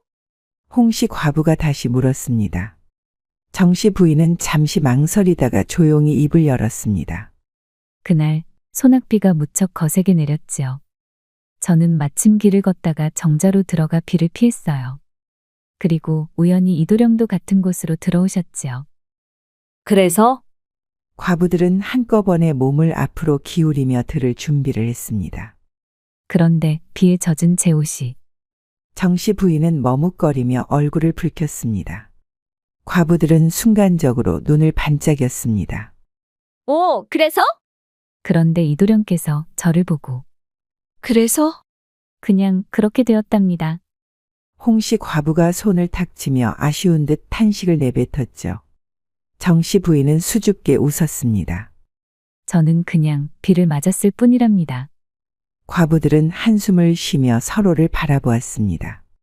그러면 우리도 비 오는 날 정자에 가서 기다리면 되는 거요. 은혜가 심각한 얼굴로 묻자 과부들은 다시 한번 웃음을 터뜨렸습니다. 과부촌의 소동이 가라앉을 줄 알았건만 그럴 리가 있겠습니까? 김씨 부인이 무릎을 탁 치며 입꼬리를 올렸습니다. 이왕 이렇게 된 거 우리도 좋은 인연을 찾는 내기를 한 번 더 하지 않겠소? 홍씨 과부가 눈을 빛내며 고개를 끄덕였습니다. 좋지요. 그럼 이번엔 누구를 목표로 해야 하겠소? 새로운 사또가 부임해 온다더이다. 은혜가 의미심장하게 속삭였습니다. 오호라, 사또라면 기품 있고 학식 있는 사내 아니겠소? 홍씨 과부가 부채를 탁 펼치며 웃었습니다. 자, 그럼 내기 시작이오. 이번에는 누가 먼저 사또의 눈길을 받을지 겨뤄봅시다. 김씨 부인이 선창하자 과부들은 일제히 탄성을 올리며 서로를 바라보았습니다. 장터에서도 소문이 빠르게 퍼졌습니다. 과부들이 또 내기를 한다더라. 이번엔 새로운 사또라는데? 아니, 지난번에도 장터가 떠들썩하더니 이번에는 더 심하겠구먼. 과부들이 그리 쉽게 포기할 리가 있나? 이야기는 장터를 넘어 마을 구석구석까지 퍼져나갔습니다.